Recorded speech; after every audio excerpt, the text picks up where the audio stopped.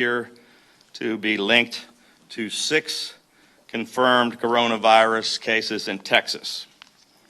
During the course of our investigation of the 3 individuals in Maryland who tested positive, we have been able to determine that there are at least 2 instances of public interaction which are concerning and that we believe necessitate public notification.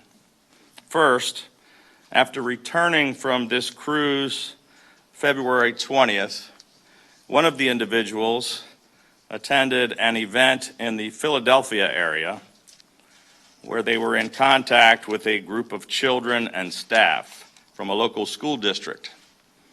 Immediately after learning this, Maryland health officials notified health officials in Pennsylvania. I can confirm that as a result of that notification and out of an abundance of caution, the Central Bucks County School District in the Philadelphia suburbs made the decision to close 5 local schools today. Second, it was also determined during the health department's investigation that one of the other Maryland patients who tested positive for coronavirus attended a public event on February 29th at the Village at Rockville, a retirement community where they were in contact with approximately 70 to 100 individuals, including outside visitors as well as residents and staff.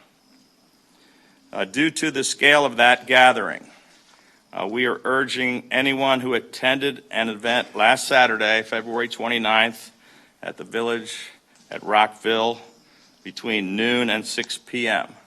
to immediately contact your health care provider or contact the Maryland Emergency Management Agency call center at 410-517-3720.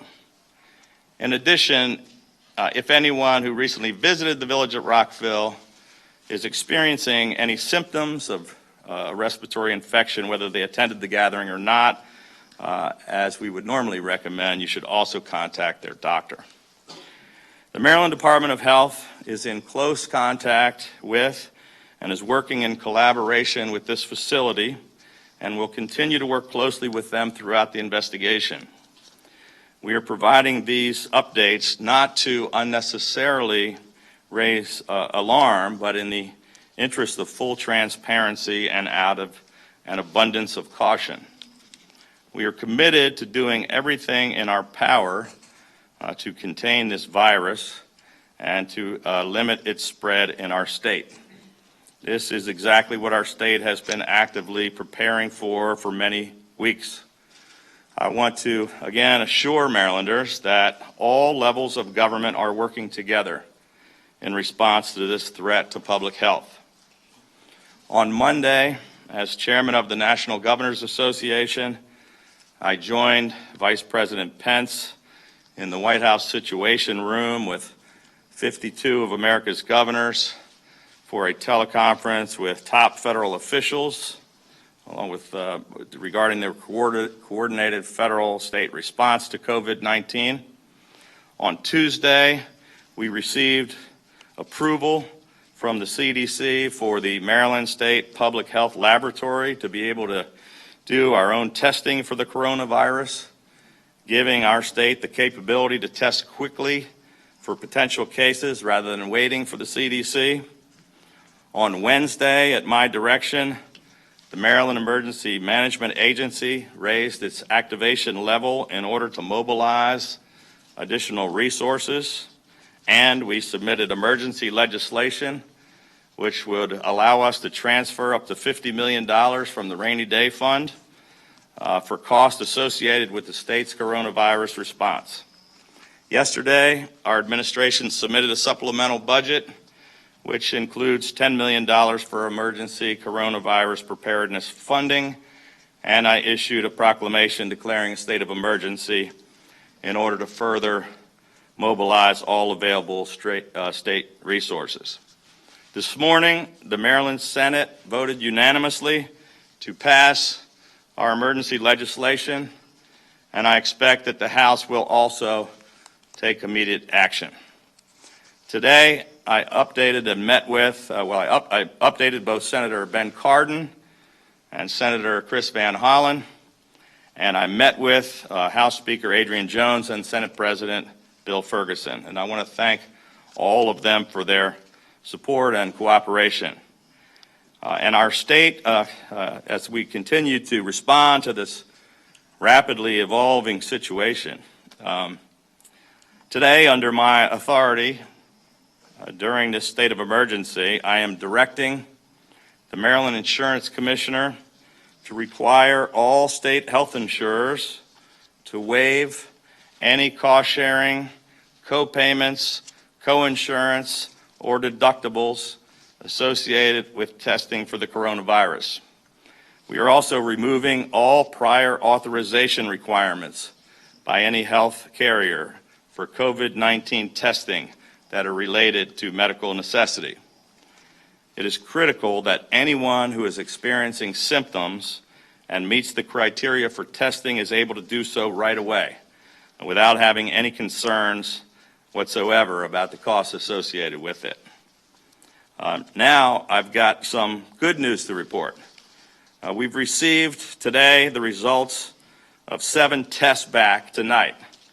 All of them came back negative, including the 3 Jewish school students who were tested after having indirect contact with the person in New York who had tested positive for the coronavirus.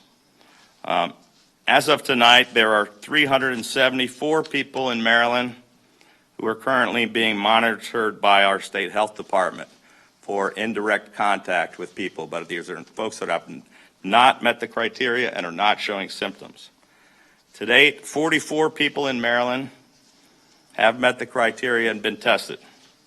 33 total tests have come back negative. 3 tests have come back positive. 8 of them are still pending.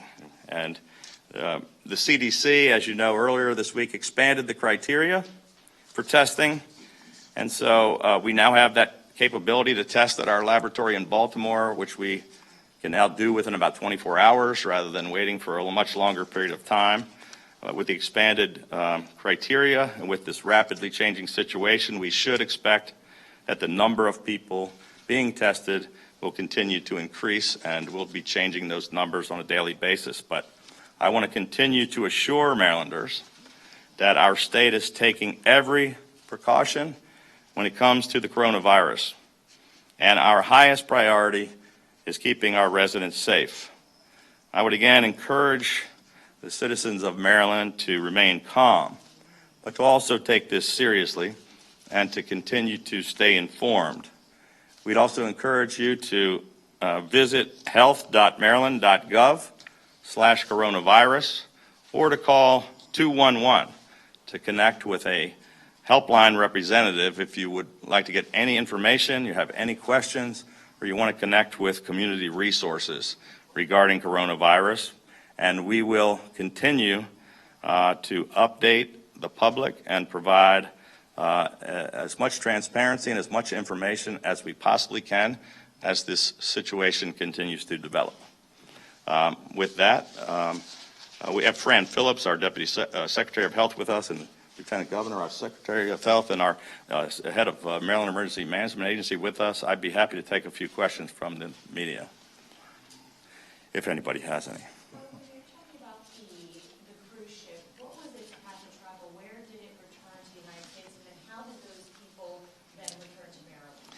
I'm not sure we can share a lot of that information. We're having difficulty getting all of that detail from the CDC. I can just tell you the information we just got today. This is a breaking, the World Health Organization just made these announcements today about the fact that they've got what I believe are 12 people that either passengers and or people that work for the cruise line who've been tested. We believe that it appears as if there are 6 cases in Texas that are related, but we don't have a whole lot more detail, and we're aggressively trying to find out more information, but we've shared about all the information that we have at this time. Governor, you've been absorbing an awful lot of information and test results. After these days, it's Friday evening. How do you feel about where Maryland is with regard to this? Is your level of anxiety increased, decreased? Where are you? Well, it's a great question. I couldn't be more pleased with the team that we have and the preparedness that they've done and where we are with respect to our response. I couldn't be happier about the level of cooperation that we have, not only with our legislator leaders here in Annapolis, with our local and state health department folks working together, our county leaders, and with the federal government, with the CDC, with the White House, with our leaders from Congress. Everybody's on the same page and working together, and I think they're all responding in a pretty incredible way. But we're concerned, and obviously it's changing constantly. So I wouldn't say we're obviously concerned. We're not getting a lot of sleep. The information is coming at us pretty fast and furious, but I'm really proud of the team that's all working together, and I can promise you that people are doing everything they possibly can to keep Marylanders and the rest of the people in the country safe. This is kind of a tough one. So, Chancellor Perman put out a letter this afternoon to the University of Maryland community, reduce large gatherings, make preparations to go to an online environment. Big basketball game Sunday on campus at the University of Maryland. Hopkins, they're having no fan games. What should people do? Whoever. Yeah, I think at this point, there are different universities making different decisions, different colleges and different communities making decisions based on a particular set of facts. We don't think there's, in general, a reason for canceling large events unless there's a particular set of circumstances. I think Hopkins made a decision on their own. It wasn't involving us regarding the team that they were playing and someone that they thought was of a particular risk. That was their decision to make. At this point in time, I think the University of Maryland made their own decision, which I think was probably the correct one, to not have the same decision for their basketball game. Governor, a lot of states across this country are working on testing, and you got that green light to go ahead with testing. Should the state begin to say, look, we have capacity, we'll take some of that testing load off of you, or are you just satisfied with where we are? Well, that's a great question. And look, we'd be more than willing to try to help anybody we can, but I believe that the CDC, there are other states, I think, that are attempting to get approval, and others are. The CDC is ramping up as well. We're not the only ones, I think, that are doing this, but we're trying to respond to the cases we have, which are, starting to stack up, and I'm pushing to try to get those results in our state. But if we can, we're all in this together. I can tell you, we had 52 governors all talking to each other about what's happening in each of the states and how can we help each other. So whatever we can do I'm sure we'll be there to support the other states as well and to work together with the CDC. So piggyback off of that question, how many kits are available and how many people would be able to be tested? Maybe I'll let Fran Phillips address that detail. Thank you, Governor. With regard to the kits available in the public health lab, we have over 1,000 kits at this point. We expect another shipment from CDC on Monday. And further, I think it's important to realize that effective today, one of the largest commercial national laboratories has received approval to start this testing in their labs. Monday, the other large national laboratory chain will begin that. So that's a real breakthrough because it will allow people to get testing without stacking up that in the volume that's coming to the state public health lab, but there'll be lots of alternatives come early next week. Governor, all along we've heard that the elderly are most at risk when it comes to coronavirus, and now we're hearing that there's a potential exposure at a retirement community. What do you say to the families of the people in there and the people in there tonight who I'm sure must be very concerned during this news? Well, I'm sure that they are concerned, and we're in direct contact with the folks that have been affected. The community itself is talking with them. The health department, both the local health department and the state health department, are talking with those folks that have been impacted. But yes, the elderly population are more impacted than others. You just heard some of you may have seen the press conference right before I walked out here. The vice president was talking about a lot of people in their 70s and 80s on the cruise ship off the coast of California. But it is a concern. We had the situation in the state of Washington in a retirement, a nursing home facility. Look, it's a concern for us in any community, but there's no question that older Americans and folks that have compromised health situations are more vulnerable than others, and we're going to continue to try to do everything we can to keep them safe and to communicate with their loved ones that are concerned. Governor, are any of the pending tests from patients who had contact with the 3 confirmed? That's a good question. Fran? That's a good question, and the individuals that we've identified through contact tracing who have had that kind of direct contact all will be tested, and it's really a question of timing when they get to the resource, whether that's a doctor's office or more likely the emergency room, get that specimen or those 2 specimens, they're swabs, and get those 2 specimens collected, then they need to be shipped to our lab. So it's a process, but every one of those individuals has been contacted and will be tested. Roughly how large is that population? The investigation is still underway, and we know of 5 household contacts, family members, I shouldn't say household contacts, but family members of the 3 individuals who will be advised to be tested. There may be some other individuals whose encounters and whose closeness of contact would warrant that kind of recommendation for testing. All of that testing will be prioritized through our state lab. Are there any precautions the retirement community is going to be required to take now that we know? Sure. We've been in very close contact with this particular retirement community and have tremendous cooperation from them at this point. We have also advised them, repeated the general guidance as well as the specific regulations having to do with all of their operations and infection control.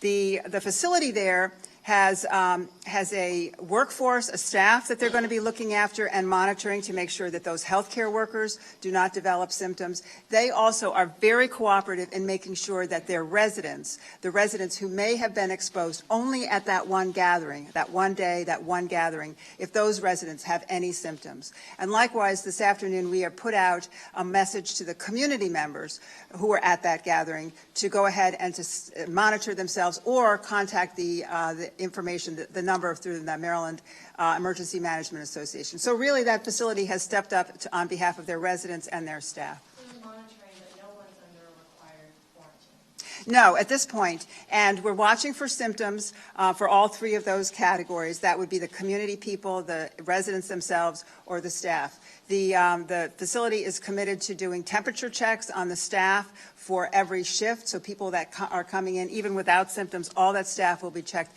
and of course the residents themselves will be routinely monitored. Last question, Thank you. please. Has anyone there at the village been tested or at the Bucks County School been tested? So we can't speak about Bucks County School, that's Pennsylvania, and I know that Pennsylvania health authorities are managing that situation. At this point, there's no one that has met the criteria or met the contact investigation findings that would warrant testing in that facility. Thank you. Thank you.